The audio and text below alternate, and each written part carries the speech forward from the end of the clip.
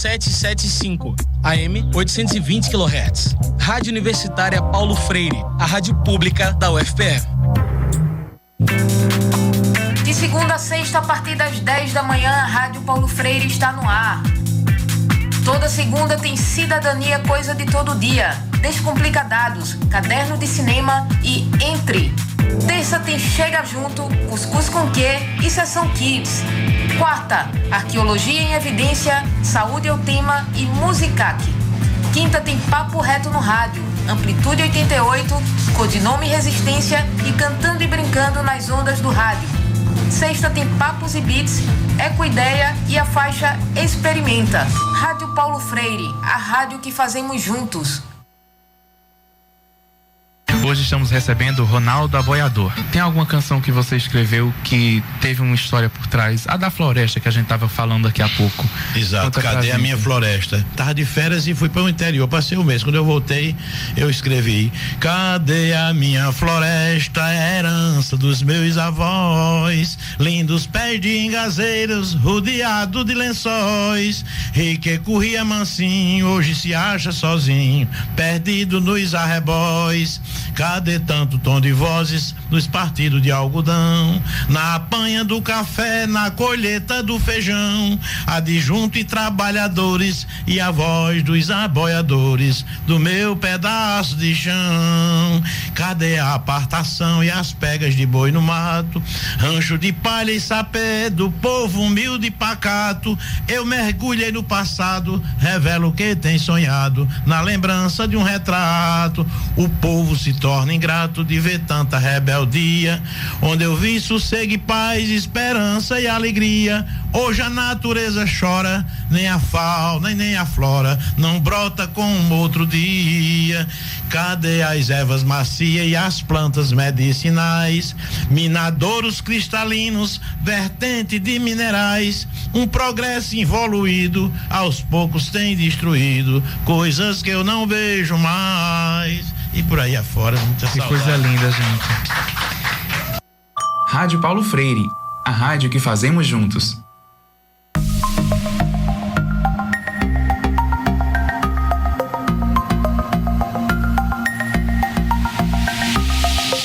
A Rádio Paulo Freire apresenta Ecoideia.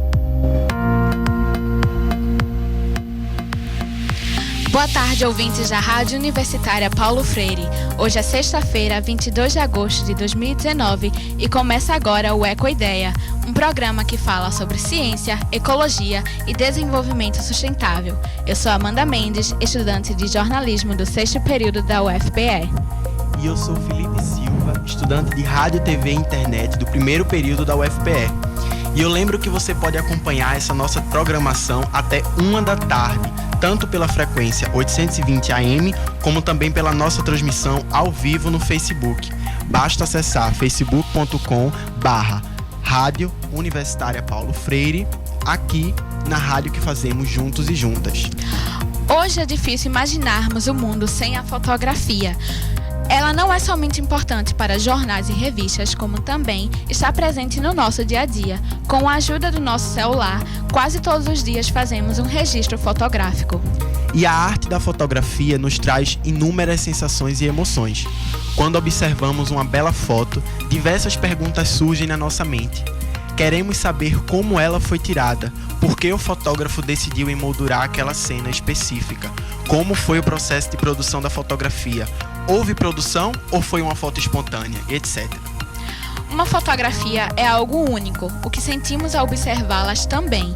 E isso não é diferente com fotos que capturam imagens da natureza. Mas qual a importância de pensarmos responsabilidade social e ecologia a partir da fotografia? Vamos conversar justamente sobre isso hoje. Para falarmos sobre o assunto, quem está conosco é o fotógrafo e mestre em ecologia pela Universidade Federal Rural de Pernambuco, a UFRPE, Jonatas Liz de Souza. Olá, Jonatas, obrigada por comparecer. Olá, boa tarde, eu que agradeço o convite. Então, Jonatas, a gente queria começar repetindo a pergunta que fizemos na apresentação. Qual a importância de pensarmos responsabilidade social e ecologia a partir da fotografia? Então, a fotografia é uma linguagem recente, né? Uma linguagem não verbal que chama muita atenção. Então, e que também está muito em moda. Como vocês comentaram, todo mundo hoje em dia tem um celular, ou tem até uma câmera, e isso facilita e possibilita, não é, que façamos registros, que nós, na verdade, já temos essa prática de fazer vários registros no dia a dia.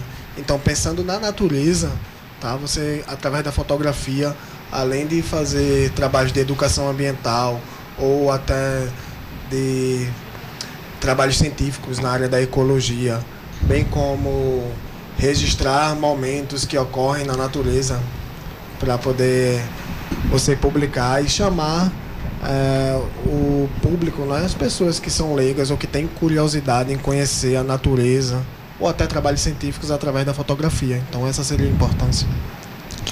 Jonatas, como você acha que a fotografia pode ajudar os alunos a entenderem a questão ecológica? Então, a fotografia, ela permite que você registre momentos ou que você faça vários estudos de problemáticas ambientais ou de simples perguntas, ou das mais nem tão simples perguntas científicas, que você pode fazer através da fotografia. Então, ela pode te possibilitar uma gradiente de dados que possam fazer uma análise e você responder aquela pergunta através de várias ou de algumas fotografias. Deixa mais concreto aquilo que você vê assim no papel. Você ouve falar, mas quando você vê, parece mais real, né? Isso. Às vezes você nem imagina que um tucano, né, que é aquele animal bem bonitinho, é um predador. E aí muitas vezes você vê um tucano numa atividade de predação comendo um filhote e você faz: eu nem sabia que ele era um predador, velho. A beleza, ela engana. E como a fotografia pode estimular a conscientização ambiental? Então, hoje em dia, com toda essa problemática ambiental, a ciência cidadã tem se colocado muito forte no gradiente ambiental. Então, várias pessoas que não são nem da área de biologia, mas que gostam dessa parte de natureza ou têm interesse, fazem fotografia de natureza, por exemplo, e isso traz um grande leque de registros. Então, imaginar que há 10 anos atrás, de 10 anos para cá, lançou um site chamado Wikiaves, em que pessoas que não são fotógrafos profissionais ou que fotógrafos profissionais podem fazer registro de aves e postar ali, proporcionou uma grande quantidade de dados que a ciência usa para conservação, por exemplo. Então, uma pesquisa realizada por cientistas holandeses na Universidade de Handbold, que foi publicada na revista Nature, mostra que o uso de pesticidas neonicotinoides, que são muito usados no mundo todo, prejudica diretamente as aves.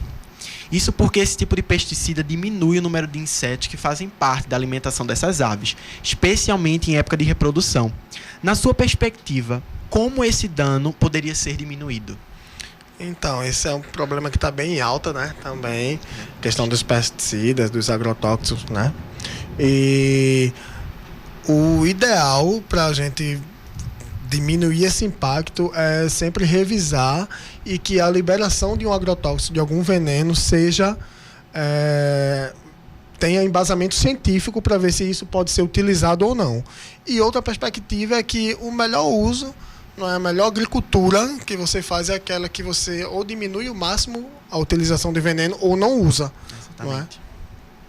Que aí é justamente a questão, né? Porque fica botando na balança como é que tira, no caso, as pestes sem utilizar esses pesticidas, esses agrotóxicos, né? Porque aí fica essa pergunta aí. Só que aí você fica pensando, é mais importante se livrar dessas pestes e ter uma agricultura enorme ou garantir a segurança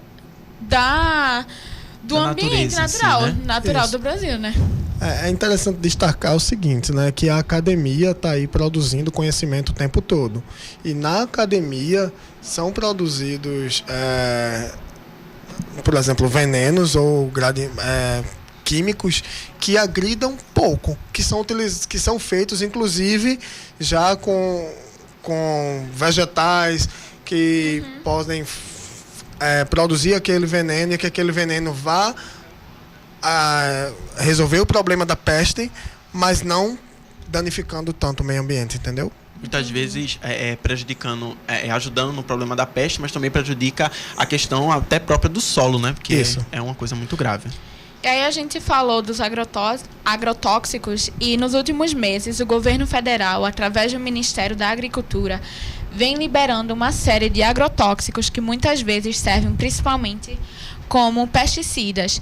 Na listagem pública no Diário Oficial da União, 27 desses produtos são perigosos ao meio ambiente, 18 são muito perigosos, 5 são pouco perigosos e 1 é altamente perigoso.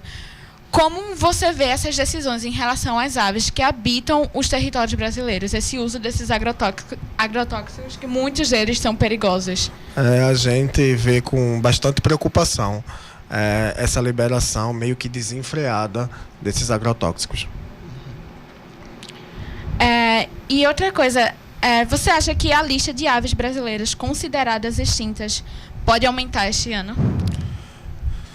Talvez não esse ano, mas com o passar do tempo, sim. Tu tem notado alguma mudança de comportamento ou até mesmo de números de aves que poderiam ser ligadas a danos ambientais? Sim, sim.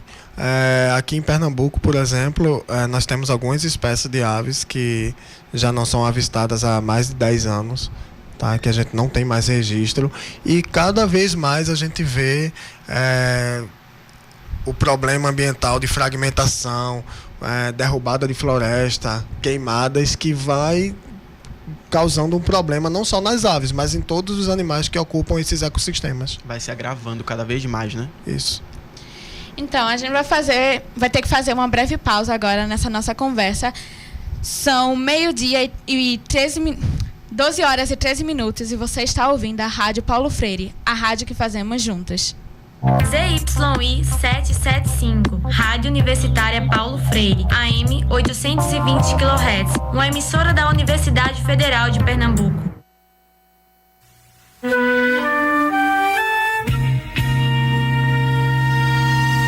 Programa Entre Arte, Política, Periferias, em meia hora de entrevista comigo, Chico Ludermi. Uma vez por semana, entram nessa rádio pública artistas, pensadoras, ativistas, abordagens críticas, autônomas e contra-hegemônicas. Toda segunda-feira, à 1 da tarde, aqui na Rádio Paulo Freire. Como convidado do Codinome Resistência, Paulo André Araújo, que é dirigente do Movimento Nacional de Luta à Moradia, aqui em Pernambuco. O Movimento Nacional de Luta pela Moradia e a OLMP, ela tem uma relação muito próxima com o nome do programa, Resistência, né? O surgimento do nosso movimento e de tantos outros movimentos sociais que lutam por moradia no Brasil, ele se dá justamente pela inércia do poder público, pela ausência, né? Porque a questão da política pública de moradia, ela é uma das mais importantes, que deveria ter um carinho, né, um apreço maior dos gestores. Mas infelizmente a moradia, ela não é vista com bons olhos pelos gestores, porque a moradia, ela não é uma coisa isolada. Ela tem uma questão que a gente chama de habitabilidade, que é um conceito que discute a moradia com a questão dos serviços, com saúde, transporte. E infelizmente os movimentos surgem e na verdade buscam meios de provocar o poder público, né, através do direito de exigibilidade, provocar o poder público no sentido de garantir que nós queremos é o direito à cidade.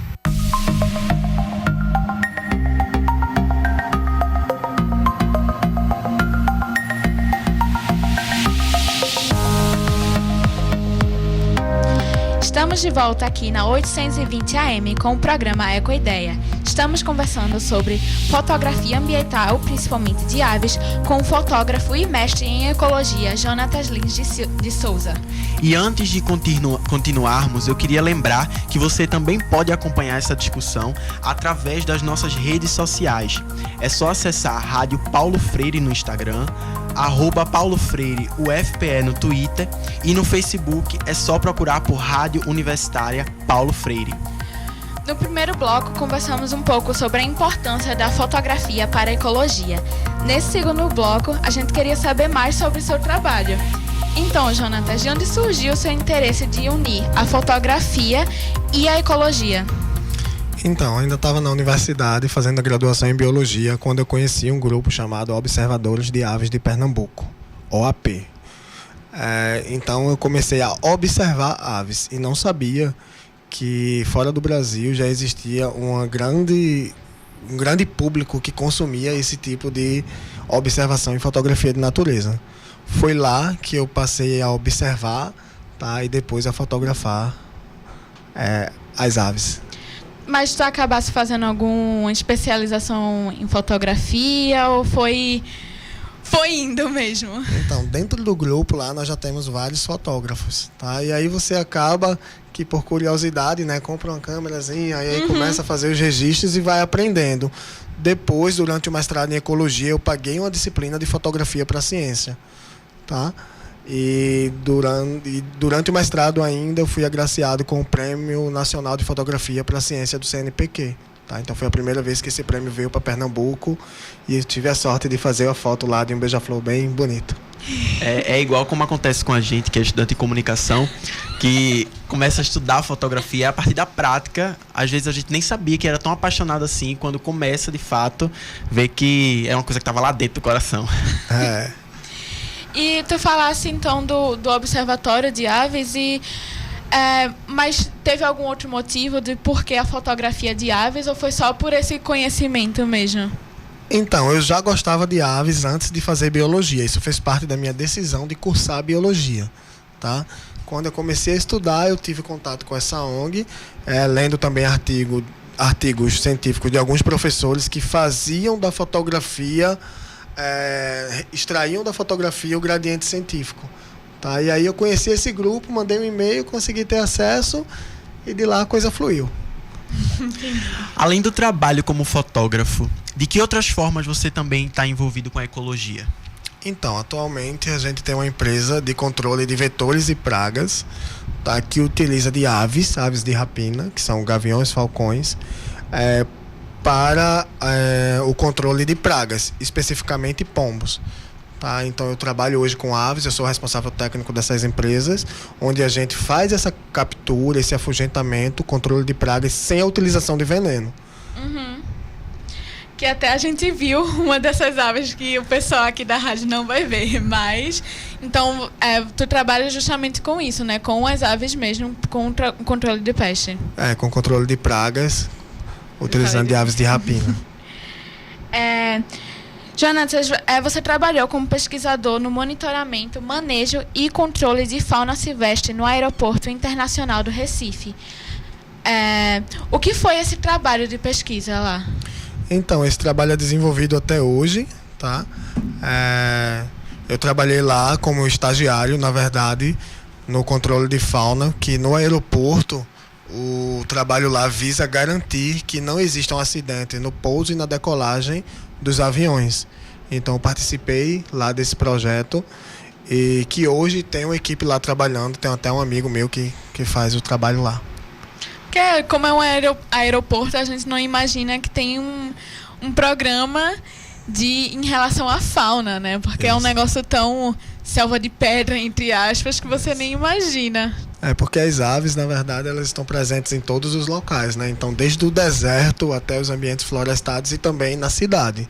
Então, na cidade, sim, você vai ter muitas aves e o aeroporto, como é um grande espaço verde, vai ter lá, sim, a presença de aves, inclusive grandes aves, como os urubus e carcarás, que se chocarem com o avião, pode gerar um acidente. Então,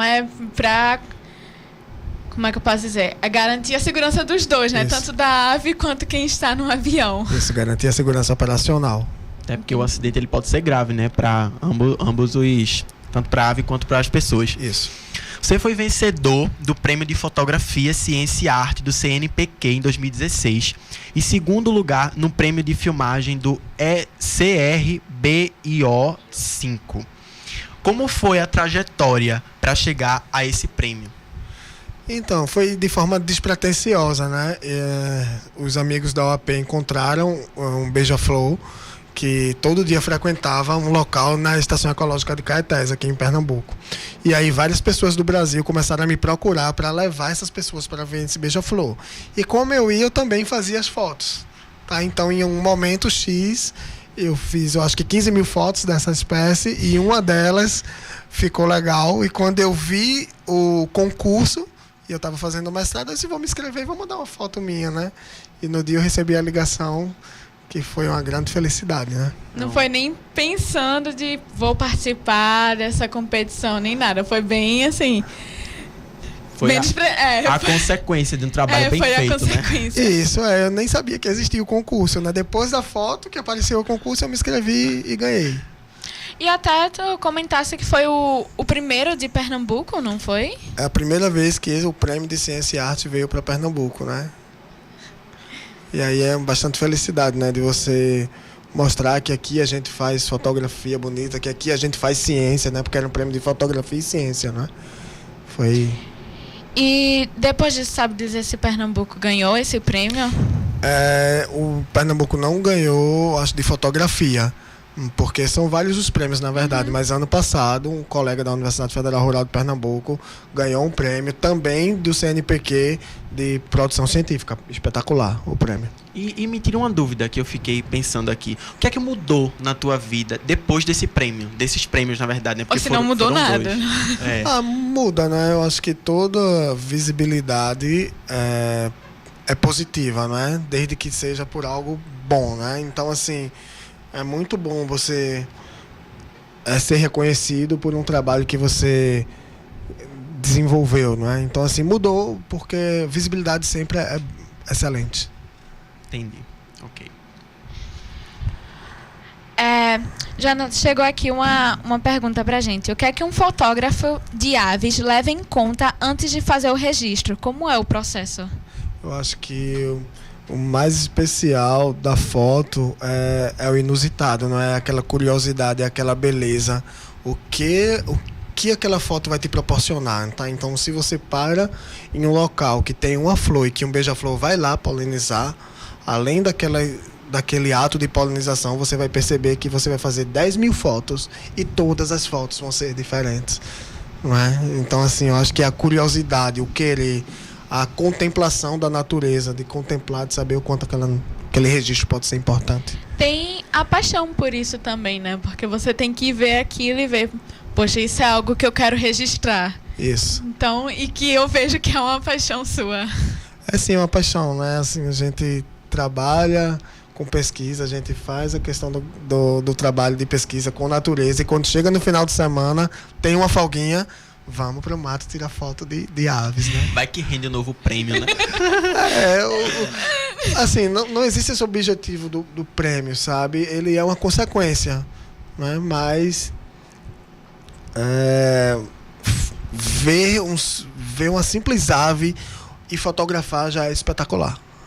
Entendi. E, Jonatas, com os problemas ambientais que o Brasil está enfrentando, como, por exemplo, mais recentemente, as queimadas que está tendo na Amazônia, qual é a sua perspectiva para o futuro da fauna e da flora brasileira? A perspectiva é que todas essas decisões políticas sejam repensadas e que a gente entenda que ciência, educação, natureza não é algo de esquerda ou de direita, de partido A ou partido B. É de todos nós. É importante para todos nós educar, conservar e fazer ciência. Até porque a consequência vai ser sentida por todos nós, né? Isso mesmo. Exatamente, vai ser uma coisa bem geral. O programa Ecoideia vai chegando ao fim. Hoje conversamos sobre fotografia ambiental com Jonatas Lins de Souza. Obrigado pela presença. Eu que agradeço. Essa edição do Ecoideia teve a minha apresentação, Amanda Mendes, e a de Felipe Silva, e foi produzido por Roberto Peixoto, Juliana Miguel, Amanda Mendes, Felipe Silva e Larissa Soares. Nos trabalhos técnicos, Roberto Peixoto, e nas redes sociais, Ana Dulce e Laís Soares. Toda essa nossa equipe é formada por alunos do curso de Comunicação Social da UFPE, pois a Rádio Paulo Freire é uma rádio escola. Na supervisão, a coordenadora operacional da rádio, Catarina Polônio. Boa tarde. Até a próxima.